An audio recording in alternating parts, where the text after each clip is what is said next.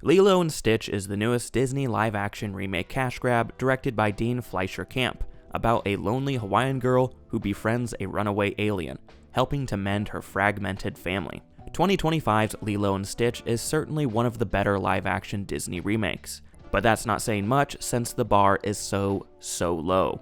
These live-action remakes are some of the laziest movies you will see in modern Hollywood, and it's a trend I have a hard time getting behind.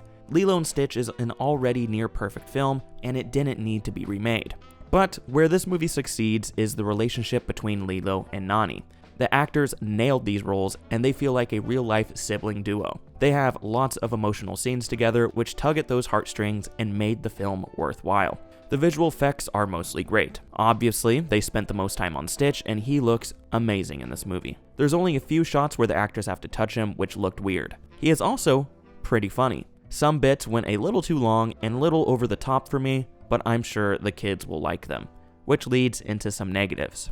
My biggest gripe with this film is that it takes comedic moments from the original film, but makes them worse. The filmmakers seem to think that if they make a joke bigger, that means it'll be better. The timing is all wrong on some jokes, so many don't land, and it often falls back on cheap slapstick. And listen, slapstick humor is funny and is prevalent in every family movie, but it's constantly used as a fallback when the filmmakers couldn't think of anything clever to do. They introduce a few new characters in this film, such as an additional social worker and a neighbor character. However, both end up feeling very unnecessary. And in the case of the neighbor, they replaced moments that Nani shared with Lilo in the original, which was not a good move in my opinion.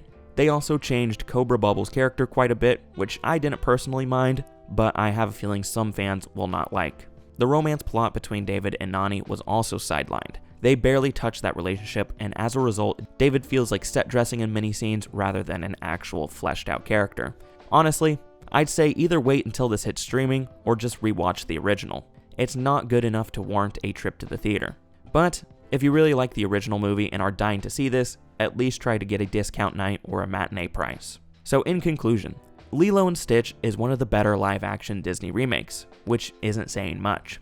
It's taking many jokes and comedic moments that previously worked, but is making them worse. It also has some unnecessary side characters which pad the runtime. However, the emotional core of the movie is still there, with the relationship between Lilo and Nani making it all worthwhile. Stitch is funny as always, and the visual effects are good enough. Although, at the end of the day, this is just retelling a story that was already near perfect and didn't need to be retold.